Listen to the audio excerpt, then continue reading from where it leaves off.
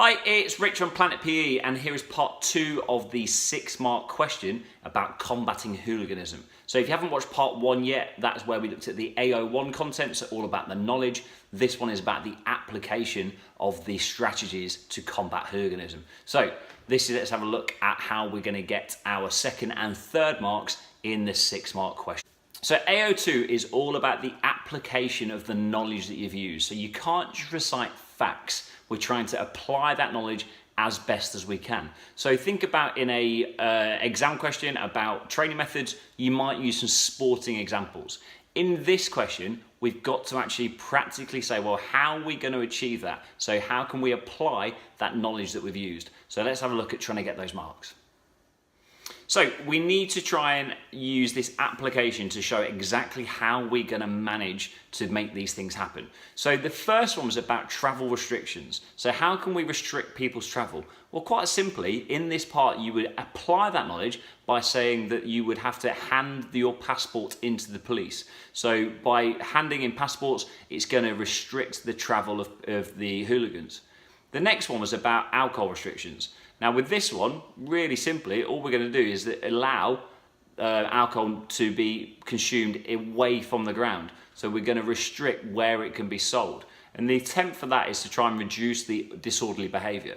So if we don't sell alcohol, it's going to mean it's more difficult to get, so therefore we might have less of the problems that it causes. All-city stadiums, well, the point of that is that we reduce the ability for people to move around the stadium to then cause any problems. So we might have ticket distribution, so you can have a certain amount of tickets, which then is going to stop any troublemakers getting together to go and cause any of the problems. With that idea as well of segregating the fans, okay, again, the point of that is that we're trying to separate the fans. So again, the application is that we actually separate the fans. So we'll have the home fans here, the away fans there.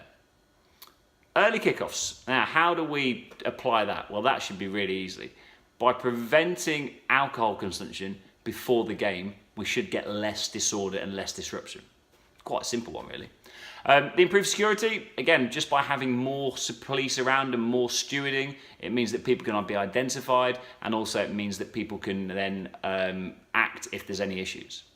And then finally, about the education. So these high-profile campaigns, such as the rainbow laces that you see at the moment, but the key one is about kicking racism out of football, attempts to kind of influence how people act and how people maybe move in football and how their movements might be away from those ones that are negative. So in that A02, we can get 2 marks, 2 extra marks in addition to the one we got in A01, by applying our knowledge. And all you have to do is say, how does that happen? So if I said, right, I've got one strategy, which is travel restrictions, here's 1 mark.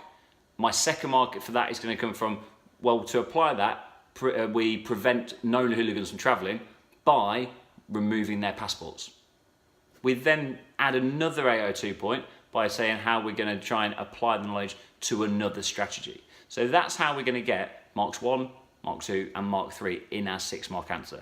In part 3 of this video, we're going to look at evaluating, so how do we get those extra marks of 4, 5 and 6 to get 6 out of 6. So watch that part that's coming up very, very shortly.